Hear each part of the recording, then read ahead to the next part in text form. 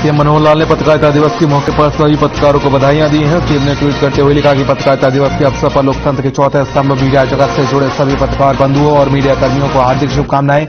CM ने आगे लिखा कि स्वतंत्र, निष्पक्ष और निर्भीक पत्रकारिता के माध्यम से आप एक सशक्त लोकतंत्र के निर्माण में अपना अहम योगदान देते रहें, ऐसी कामना है।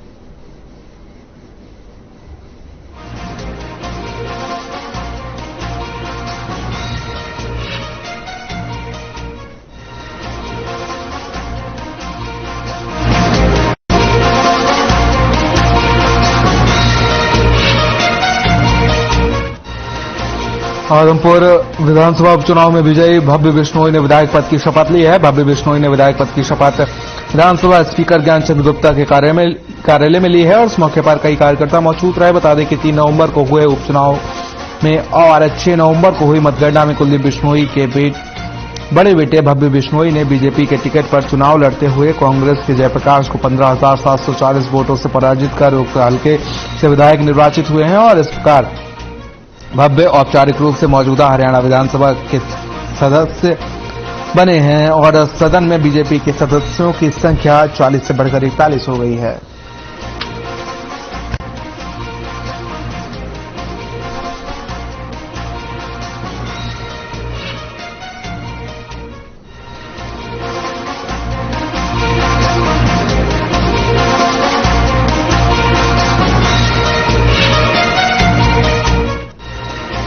भैरव अष्टमी के उपलक्ष्य में अंबाला कैंट स्थित भैरव मंदिर में 7 कुंजीय हवन यज्ञ का आयोजन किया गया, जिसमें गृह मंत्री अनिल विज ने शिरकत की और हवन यज्ञ में पूर्णाहुति डाली और भैरवनाथ का आशीर्वाद दिया। वहीं मंदिर कमेटी के सदस्य ने कहा कि भैरव अष्टमी के उपलक्ष्य में 15 तारीख को शोभा यात्रा निकाली गई और आज मंदिर परिसर में 7 कुंजीय हवन यज्ञ का आयोजन किया गया। वहीं उन्होंने कहा कि गृह मंत्री अनिल विज ने मंदिर के विकास के लिए मंदिर की धर्मशाला के लिए 25 लाख रुपए की राशि देने की घोषणा की है, जिसके लिए पूरी कमेटी उनका तहे दिल से धन्यवाद करती है।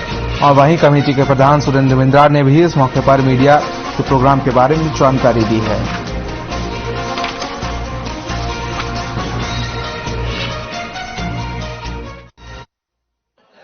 भैरव मंदिर के भैरव अष्टमी पर्व पर कल 15 तारीख मंगलवार हमारी शोभा यात्रा निकली और आज 16 तारीख माननीय मंत्री जी अनिल विज जी आज हमारे प्रांगण में, मंदिर के प्रांगण में पधारे और हमने उस उपलक्ष्य में 7 कुंडी हवन का जो है समापन कर पूर्ण आहुति माननीय विज जी से करवाई और उन्होंने इस मंदिर के विकास के लिए 25 लाख रुपए की घोषणा की है धर्मशाला के लिए।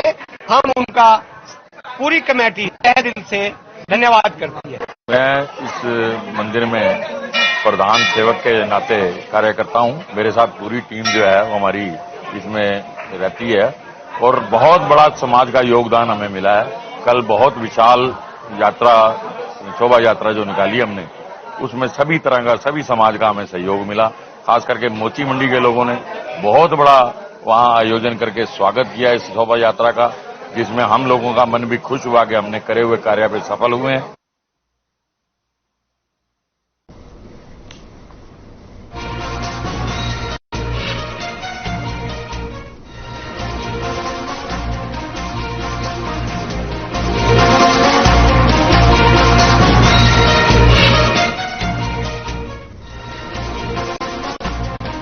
इनेलो के प्रधान महासचिव और अलनाबाद के विधायक अभय सिंह चौटाला ने इनेलो मुख्यालय पर प्रेस कॉन्फ्रेंस की और इस दौरान उन्होंने मुख्यमंत्री पर निशाना साधते हुए कहा कि मुख्यमंत्री कहते हैं कि सरकार के 8 साल में भ्रष्टाचार खत्म हुआ है, लेकिन सच्चाई यह है कि जब वर्ष 2005 में इनेलो सरकार गई थी तो सरकारी खजाने में 3,000 करोड़ सरप्लस छोड़ कर गई थी। आज प्रदेश पर 3 लाख करोड़ का कर्ज हो चुका है और मुख्यमंत्री प्रदेश की जनता को यह भी बताएं कि जो कर्ज है इसका खर्च किन किन विभागों में और किस परियोजना पर किया गया है। साथ ही कहा कि गठबंधन सरकार हेलीकॉप्टर में चलकर 5 सितारा होटलों में रहकर बेफजूल अनाप खर्च कर रही है और मनेसर में किसानों की जमीन अधिग्रहण करके कर्जा उतारना चाहती है। मुख्यमंत्री को ये कहने की बजाय प्रदेश में विकास किया है तो कहना चाहिए कि विनाश किया है। साथ ही प्रदेश की आर्थिक स्थिति पर श्वेत पत्र जारी करना चाहिए।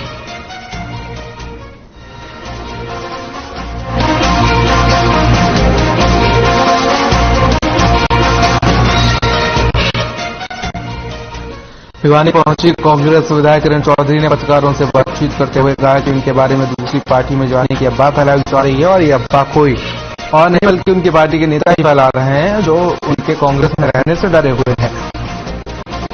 किरण ने कहा कि वे कांग्रेस में ही है और कांग्रेस के सच्चे सिपाही की तरह कांग्रेस में ही रहेगी। उन्होंने कहा कि कांग्रेस में रहने से कुछ कांग्रेसी नेता डरे हुए हैं, चाहते हैं कि किरण चौधरी कांग्रेस में ना रहे, लेकिन उन्हें डरने की जरूरत नहीं है।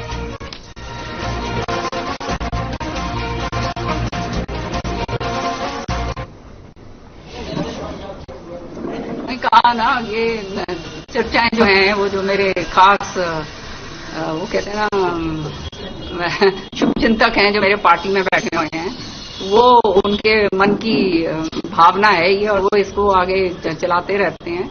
पर कहते हैं, आप जानते हो कि ये सारी चर्चाएं भी उसी के लिए चलती हैं जिससे कहते लोग डरा करते हैं। तो वो लोग मेरे ख्याल में बहुत भयभीत हैं कि किरण चौधरी कांग्रेस में ना रहे, और मैं आपके जरिए उनको बताना चाहती हूँ कि मैं कहीं नहीं जाने वाली और इसलिए अपनी सेहत खराब मत करो, ये बार बार इस तरह की अफवाहें उड़ाते हैं।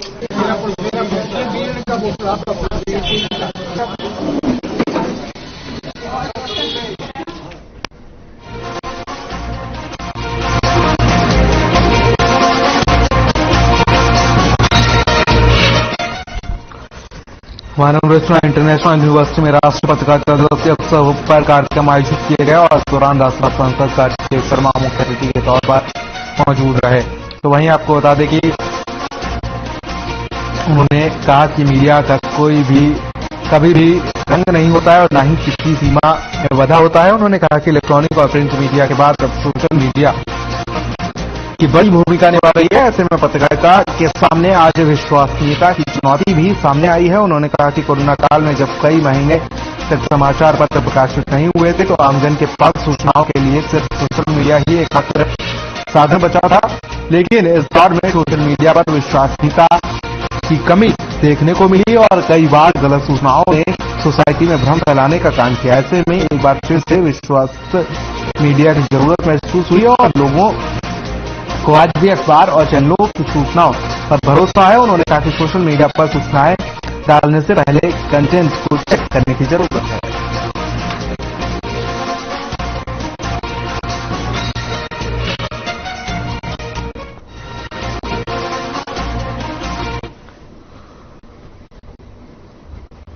अच्छा लगा बच्चों से इंटरेक्ट करके। ये एक ऐसा दिन है जब आप लोगों का दिन है और जो सहयोग रहता है मीडिया कर्मियों का, प्रेस कर्मियों का और जिस निष्ठा से वो लोग काम करते हैं, आज उनको सेलिब्रेट करने का दिन है, उनकी योगदान को देखने का दिन है।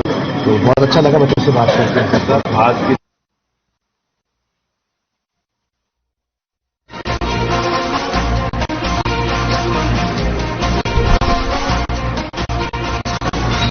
फरीदाबाद सेक्टर 12 में लखनऊ सचिवालय से गीता जयंती महोत्सव के प्रचार प्रसार को लेकर 50 गाड़ियां तैयार की गई, जिसको उपायुक्त विक्रम ने हरी झंडी दिखाकर रवाना किया। उपायुक्त ने कहा कि हर वर्ष की तरह इस बार भी गीता जयंती महोत्सव का आयोजन बेहद ही शानदार तरीके से किया जाएगा। वहीं कुरुक्षेत्र में इस भव्य आयोजन 19 नवंबर से 6 दिसंबर तक होगा और इस 3 दिवसीय महोत्सव के दौरान विभाग, सामाजिक और धार्मिक संगठन अपनी अपनी प्रदर्शनी बेहतरीन प्रदर्शन के लिए लगाएंगे।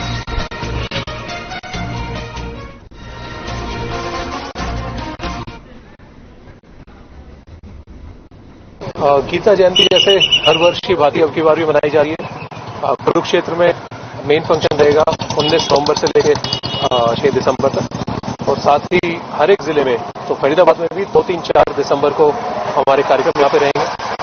पहले दिन कल्चरल है, एग्जीबिशन का है, सेकेंड डे सेमिनार है, हमारा कल्चरल साथ में चलता रहेगा, थर्ड डे यात्रा है, शोभा यात्रा है। तो इस सभी में पहले भी देखा गया है कि लोगों का काफी रुझान रहता है गीता की तरफ और इन सभी एक्टिविटीज में, चाहे सेमिनार हो, चाहे एग्जीबिशन हो, चाहे यात्रा हो। तो आपके माध्यम से मैं सभी लोगों से भी अपील करना चाहूंगा कि अब की बार भी और देखा जाए कि कोरोना काल के बाद में ये पहला फंक्शन हो रहा है,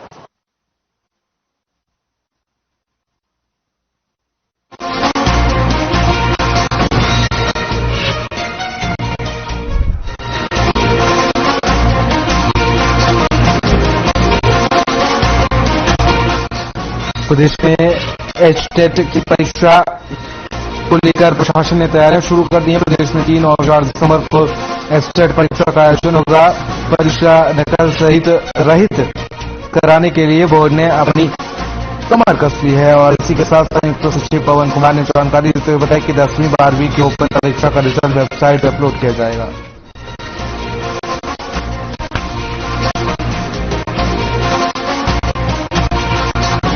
इसी प्रकार से सेकेंडरी और सीनियर सेकेंडरी ओपन स्कूल की परीक्षाएं भी साथ साथ चली थी। जैसा कि हरियाणा विद्यालय शिक्षा बोर्ड में एक सिस्टम है कि रेगुलर और ओपन स्कूल दोनों की परीक्षाएं एक साथ करवाई जाती हैं। सेकेंडरी परीक्षा का परिणाम ओपन स्कूल में 53.17% रहा है और 7,565 परीक्षार्थी टोटल प्रविष्ट हुए, जिनमें से 4,022 उत्तीर्ण हुए और 3,543 परीक्षार्थियों की रीअपियर आई है।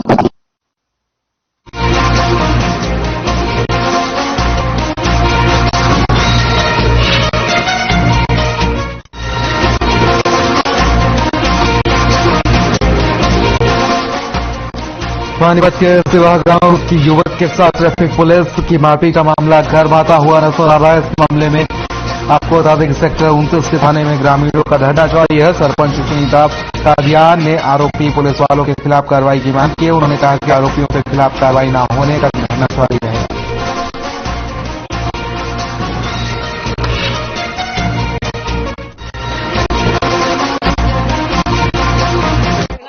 चालान कटने पे सारी बात थी ना, उन्होंने चालान काटा, नौकरों को पीटा, फिर वो लड़का आया उसको पीटा और उसके बाद उसको बिठा कर कहीं कहीं ले जाकर पीटा, दार लेके नदी पे ले जाकर बाबरपुर मंडी में कोई थाना होगा ट्रैफिक का, वहां लेकर गए हैं।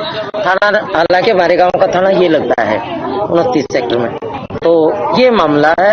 और उसके बावजूद बच्चे को हमारे को पीटा, फिर पर्चा दर्ज, उसके खिलाफ पर्चा दर्ज कर दिया। हम पूरा दिन बैठे रहे, 8 बजे यहाँ से गए, उन्होंने स्लिप दी है कि आपकी तरफ से पर्चा दर्ज हो गया है थानेदार पे, जो भी था वो। वहाँ एसडीएम साहब थे और 2 डीएसपी थे, तो उन्होंने बुलाया था, उन्होंने कहा था कि भाई आप ये धरना खत्म करो। हमने अपनी शर्तें बताई थी, भाई जो ऐसे तो इसको उठा के ले गया जिसने साहिल को पीटा है उसके खिलाफ कार्रवाई कर दो, मुकदमा दर्ज कर दो। और इस एसएचओ को जिसको हमने पहले अपनी MLR दे दी थी और इसने फिर भी हमारा मुकदमा नहीं दर्ज किया, इसके खिलाफ भी कार्रवाई कर दो। और रही जांच की बात, जांच करो, अगर जिस व्यक्ति ने साहिल ने गलती की है तो उसको सजा दो।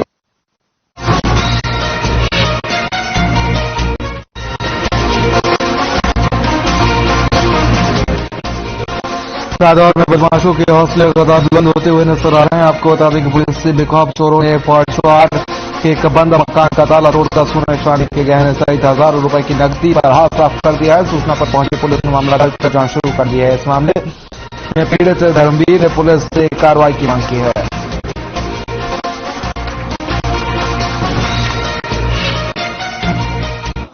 वार्ड नंबर 4 में एक चोरी हो गई थी, जो परिवार थोड़ा बाहर गया था। बाहर जाने के बाद लड़की अगले महीने शादी थी, तो 2-2:30 के करीब ये चोरी हुई थी यहाँ। फिर लड़की स्कूल गई थी, लड़की स्कूल से आई तो उसने घर आके देखा कि सारा सामान बिखरा पड़ा था, घर पे कोई नहीं था, ताले टूटे थे लंबाई के। तो उसके बाद ही फिर वो हमारे पास आई, पास पड़ोस में उसने बोला कि जिसके देखा के तो मतलब सारी नकदी खत्म थी और ज्वेलरी जो थी वो खत्म थी।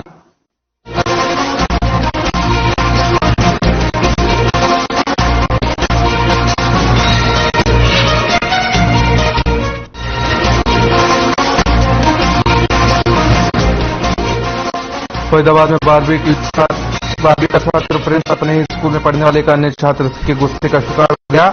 आपको बता दें घायल छात्र प्रिंस के भाई पंकज की माने तो 14 नवंबर को बाल दिवस के मौके पर प्रिंस स्कूल में बाकी छात्रों के साथ डांस कर रहा था। तभी उसका हाथ साथ में डांस कर रहे 11वीं के छात्र से टकरा गया और उस समय स्कूल के टीचरों ने समझौता करा दिया, लेकिन आरोपी छात्र ने बाहर से अपने साथियों को बुला लिया और स्कूल के अंदर ही उस पर चाकू से हमला कर दिया, जिससे वह गंभीर रूप से घायल हो गया। घायल छात्र को अस्पताल में भर्ती कराया गया है, जहां वेंटिलेटर पर है और उसकी हालत गंभीर बनी हुई है। वहीं घायल प्रिंस का भाई स्कूल प्रबंधन पर आरोप लगा रहा है और उसके मुताबिक स्कूल प्रबंधन ने इस मामले में पूरी लापरवाही बरती है और सीसीटीवी फुटेज को भी डिलीट कर दिया है। इस मामले में पुलिस ने घायल छात्र के भाई की शिकायत पर एक नामजद समेत कई लोगों के खिलाफ मामला दर्ज कर लिया है। पुलिस अभी बच्चे की तबीयत ठीक होने का इंतजार कर रही है और उसके बयानों के बाद कार्रवाई की जाएगी।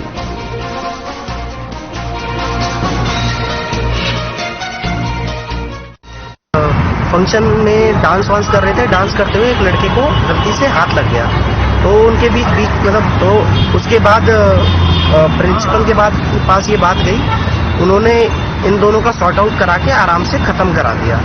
अब वो स्कूल उस लड़के ने किसी बाहर के बंदे को फोन कर दिया था और उन्होंने 8-10 बंदे के अराउंड बुला लिया था। बाहर लड़के खड़े थे, इसे पता नहीं था प्रिंस को। अब ये जब स्कूल से निकलने लगा, स्कूल प्रेमिसेस के अंदर ही था, वो लड़के आए और उन लड़कों ने उसे 3-4 लड़के जो 4-5 लड़के थे तो पीछे से पकड़ा और बाकी जो बंदे थे उन पर डंडा वंडा था और एक उसमें से बंदा आया आगे, उसने चाकू मारने की कोशिश की, वो चाकू पेट में मारने की कोशिश। टीचर्स ने मुझे बताया कि बाहर कुछ झगड़ा हो गया, तो आप एक बार देखे जाए। जैसे ही मैं बाहर गया तो मुझे वो सड़क पे गिरा हुआ मिला, उसे अर्जेंटली मैंने उठाया, 1-2 बच्चों की और हेल्प ली और उसे सबसे पहले सेक्टर 28 शंकर हॉस्पिटल ले गया। वहाँ उन्हें उसे रेफर किया गया QRG के लिए और अर्जेंटली मैं एम्बुलेंस के साथ में QRG हॉस्पिटल गया और उसे इमरजेंसी में एडमिट कराया।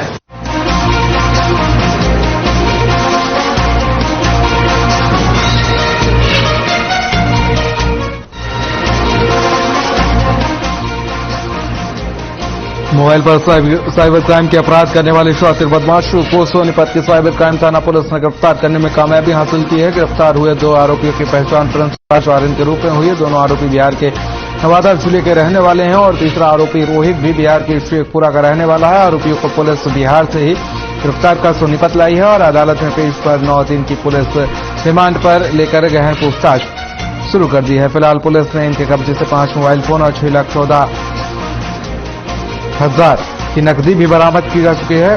पुलिस पूछताछ में यह भी खुलासा हुआ है कि आरोपियों के अन्य और भी कई साथी हैं जिन्हें शीघ्र गिरफ्तार करने के लिए टीमें रवाना हो चुकी हैं।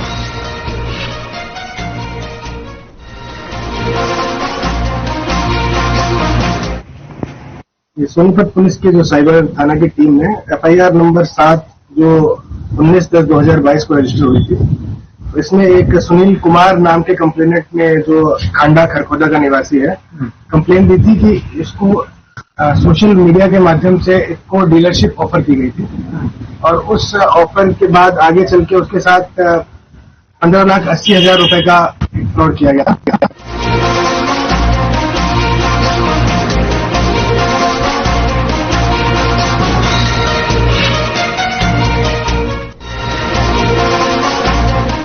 अंबाला में एक तेज रफ्तार स्कॉर्पियो असंतुलित होकर डिवाइडर से टकरा गई और जिसमें 3 लोग घायल हो गए हैं। हालांकि ये भी बताया जा रहा है कि गाड़ी में सवार सभी लोग नशे की हालत में धुत थे। जानकारी देते हुए इंस्पेक्टर ने बताया कि उन्हें सूचना मिली थी कि काली पलचन के नजदीक एक सड़क हादसा हुआ है जिसमें 3 लोग घायल हुए थे। उन्हें नागरिक अस्पताल में पहुंचा दिया है। वहीं जानकारी देते हुए डॉक्टर ने बताया कि सड़क दुर्घटना में 3 लोग घायल हुए थे जिन्होंने अपना इलाज करवाने से मना कर दिया और PGI चंडीगढ़ रेफर करने की मांग की है। हालांकि उनकी चोटें ज्यादा गंभीर नहीं हैं।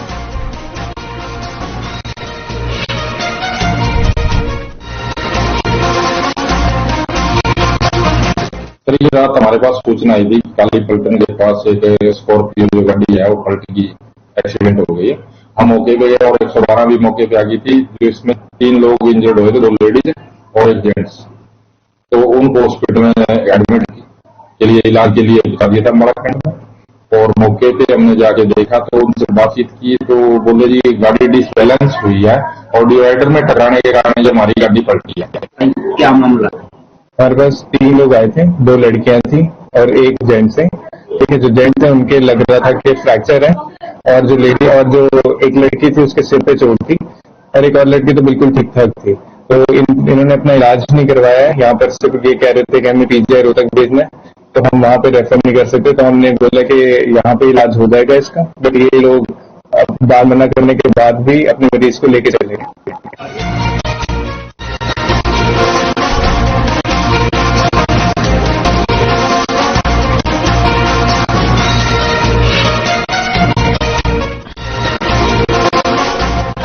यमुनानगर में CI1 की टीम ने बड़ी कार्रवाई करते हुए 50 ग्राम स्नैक्स संग एक युवक को बाइक सहित काबू किया है, जो नशे की खेप को सप्लाई करने के लिए जा रहा था। जानकारी के अनुसार 50 ग्राम स्नैक की कीमत करीब 3 लाख है। वहीं पूरे मामले पर इंस्पेक्टर राकेश राणा ने बताया कि गुप्त सूचना के आधार पर टीम ने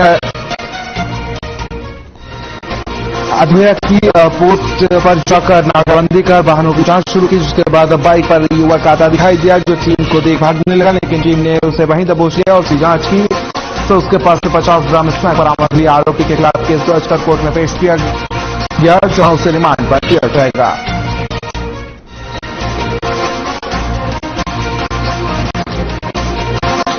प्रदीप नाम का लड़का है जो मंसूरपुर थाना छपरा का रहने वाला है और हमें काफी दिनों से सूचना मिल रही थी कि उस एरिया में काफी एक लड़का है जो नशीले पदार्थ बेचने का काम कर रहा है लार्ज स्केल पे। तो कल हमने गुप्त सूचना के आधार पर नाकाबंदी करके उसको वहाँ अधोया मोड़ पे गिरफ्तार किया है और उसके कब्जे से मौके पर 50 ग्राम स्नैक।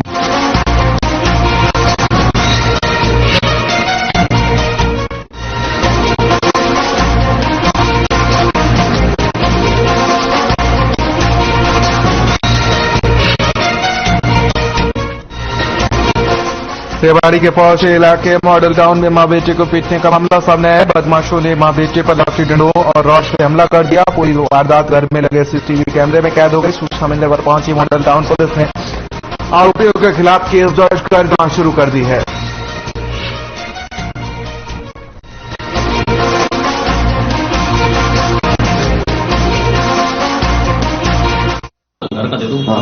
क्या नाम है आपका? मेरा नाम गणेश लखेरा है। लखेरा जी, झगड़ा हुआ था, क्या पूरा मामला था ये रात को 10 बजे मैं अपने घर आया था और ये जो पड़ोस में हमारे विकास खन्ना और ये विपिन खन्ना और इनके बेटे हैं 3 और इनके 2 इनके किराएदार हैं। इन्होंने पहले से ही ड्रिंक करके प्लानिंग बना रखी थी, क्योंकि हमने अभी 1 दिन पहले क्या है ना अपना खंबा शिफ्ट किया था मकान का, तो मकान का खंबा तो शिफ्ट कर दिया था, बट इन्होंने उस पर झगड़ा कर दिया और फिर उस टाइम धमकी देके चले गए। तो जो हम बताएंगे, ये संतोष की शिकायत पर 6-7 लोगों के खिलाफ मारपीट का मुकदमा दर्ज किया, जिसकी जांच की जाए। क्या घटना थी सर जो अभी तक आई? लड़ाई झगड़ा ये घर आके इन्होंने घर के सामने तो ये दूसरा पक्ष खुद बाहर आया था या फिर कैसे क्या? ये जांच का विषय, जांच कर CCTV कब्जे में दिया आपने? वो जांच का प्रक्रिया, तफ्तीश की प्रक्रिया।